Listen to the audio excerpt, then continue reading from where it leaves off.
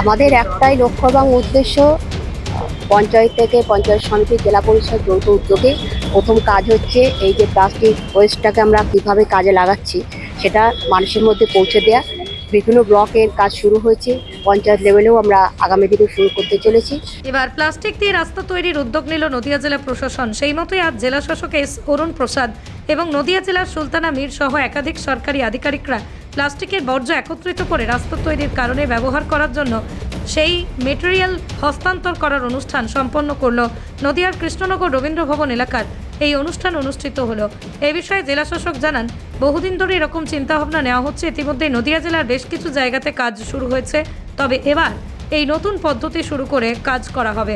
সর্বোপরি আজকের আমাদের প্রথম সাকসেস যে আমরা যে প্রজেক্টগুলো আমরা করেছিলাম তার ফলস্বরূপ আজকে আমরা দেখতে পাচ্ছি যে আমাদের এই প্লাস্টিক ওয়েস্ট দিয়ে আমরা নদিয়া জেলায় রাস্তার কাজ শুরু করব।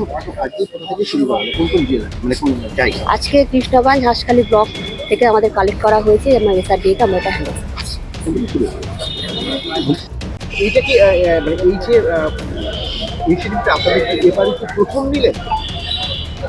দেখুন, আমাদের নির্মল বাংলা অভিযান যেটা রয়েছে এবং যে স্বচ্ছ ভারত প্রকল্প যেগুলো রয়েছে তার মধ্যে কিন্তু আমরা দীর্ঘদিন ধরেই এই আমাদের পরিকল্পনা রয়েছে। এটা আমাদের যে পঞ্চায়েত ও গ্রাম উন্নয়ন দপ্তরের যে বিভিন্ন নির্দেশিকা আছে তার অনুযায়ী আমাদের অন্যান্য জেলার মতো আমরাও এখানে কিন্তু বিভিন্ন solid waste management facility, plastic waste management এবং যে FSTP গ্রে ওয়াটার এই কাজগুলোকে আমরা গত 2-1.5 বছর ধরে আমরা এটাকে নিখুঁতভাবে করে এলাম।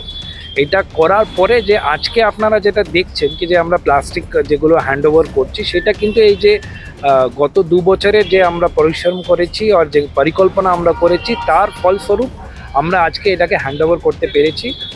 নদিয়া জেলার স্যানিটেশনের মাধ্যমে নিশ্চয়ই একটা শৌচাগার তৈরি হোক ইয়া কমিউনিটি স্যানিটেশন হোক, আমাদের একটা স্টেটের মধ্যে একটা ভালো পজিশন সবসময়ই থাকে।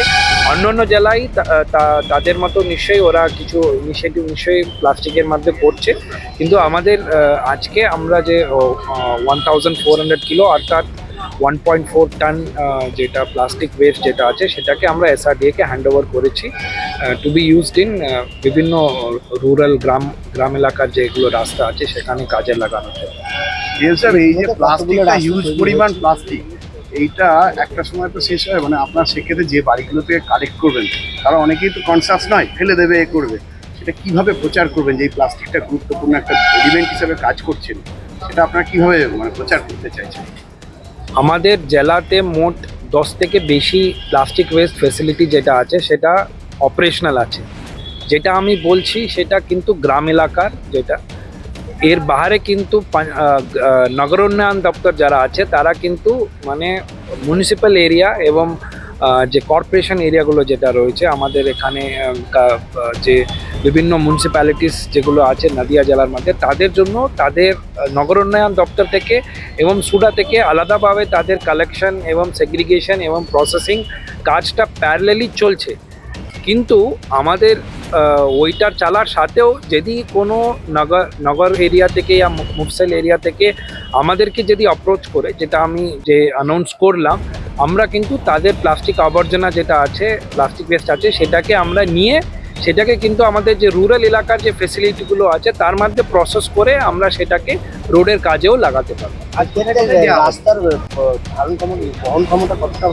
কারণ দেখা যায় গরম অলিগলি তো প্রচুর গাড়ির চাপ হয়, সেগুলো কতটা বহন ক্ষমতা করতে পারবে? এটা আমাদের যে পঞ্চায়েত ও গ্রাম উন্নয়ন দপ্তরের যে নির্দেশিকা আছে সেটা যে বিভিন্ন যে SRDA যে রোডগুলো তৈরি করে, RIDF এর রোড হতে পারে, রাষ্ট্রশ্রীর হতে পারে, পথশ্রী হতে পারে, অন্যান্য 15 ফিনান্স এই প্রকল্পের যে রাস্তাগুলো তৈরি হচ্ছে সেখানে কিন্তু 10% প্লাস্টিক ওয়েস্টটাকে ইউজ করা যাবে। এটা এখন স্ট্রাকচার এবং মেটেরিয়াল স্ট্রেংথটা কী হবে সেটা কিন্তু আমি এই মুহূর্তে কমেন্ট করতে পারবো না, যেহেতু আপনারাই দেখছেন কি প্রতি বছর টেম্পারেচার কম বেশি করে থাকে। ওটা টলারেন্স লেভেল কি আছে সেটা একটা টেকনিক্যাল মামলা, যে PNRD থেকে অর্ডার এসেছে তাহলে নিশ্চয়ই ওরা সমস্ত টেকনিক্যাল মামলাগুলোকে দেখে শুনেই অর্ডারটা করেছে। আজ কোথায় কোথায় দেওয়া কোথায় দেওয়া এইটা আমাদের আজকের ডিস্ট্রিবিউশনটা আমরা জেলা থেকে করেছি। আমরা আগামী যে বিভিন্ন যে বিশেষ দিনগুলো আছে সেখানে আমরা কিন্তু ব্লকেও করার একটা পরিকল্পনা আমাদের আছে। পৃথিবীর 3 ভাগ জল 1 ভাগ স্থল, তাই পানীয় জলের অভাব নেই। কিন্তু বিশুদ্ধ পানীয় জল একটাই, বৃষ্টি অ্যাকোয়া। প্রতি ফোঁটায় আনে তৃপ্তি, মেটায় তেষ্টা। বৃষ্টি অ্যাকোয়া, বিশুদ্ধ পানীয় জল।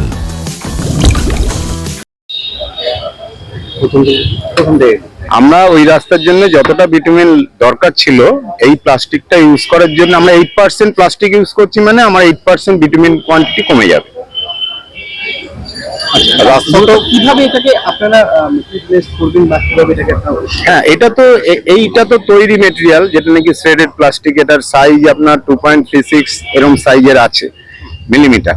সেইটা নিয়ে যাওয়ার পরে আমাদের স্পটে যখন হবে, আমাদের ওখানে হট মিক্স প্ল্যান্ট আছে। সেই হট মিক্স প্ল্যান্টের মধ্যে প্রথমে রিকোয়ার্ড কোয়ান্টিটি অফ যেটা নাকি আমার স্টোন গ্রিড আছে সেগুলোকে ওখানে দেওয়া হবে।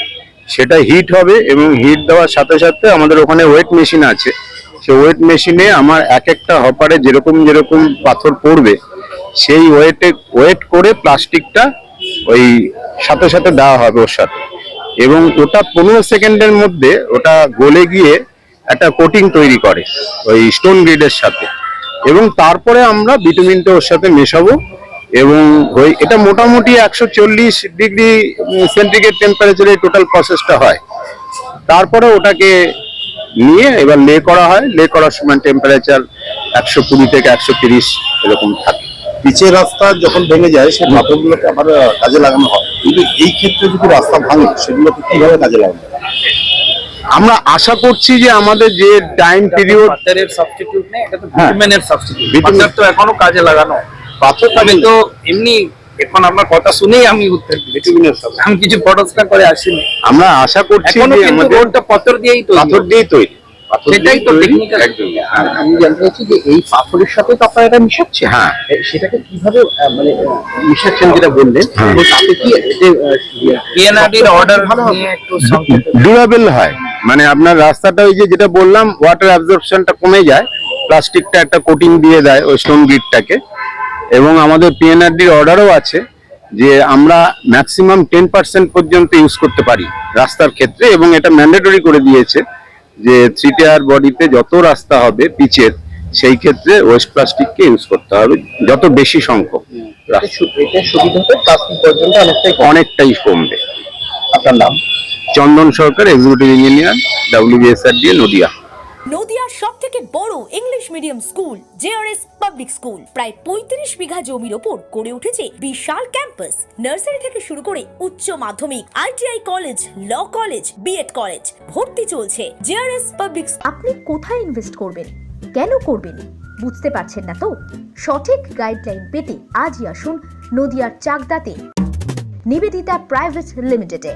Nivedita private limited, marketing and distribution service. Balcony বা সিঁড়ির রেলিং, মডিউলার কিচেন বা ড্রয়িং রুম, এক কথায় আপনার স্বপ্নের বাড়িকে করে তুলুন আরো সুন্দর। Chakdah ply centre, gorgeous look বা কোয়ালিটি সবে 3 number 1 Chakdah ply centre.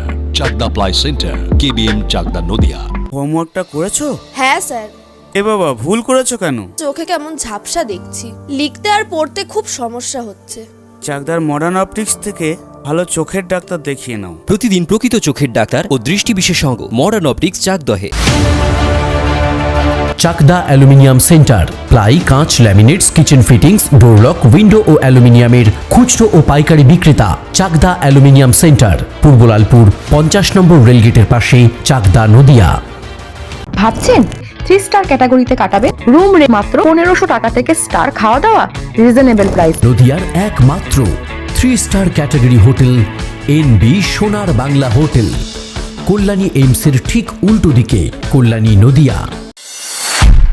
Nadia জেলার সব থেকে বড় বিল্ডার্স চাকদার মা মনসা বিল্ডার্স, রড ও সিমেন্টের পাইকারি ও খুচরো বিক্রেতা। মা মনসা বিল্ডার্স, পদ্মবিলা, চাকদা, নদিয়া। রড কেনাকাটায় থাকছে ডিসকাউন্ট অফার। মা মনসা বিল্ডার্স।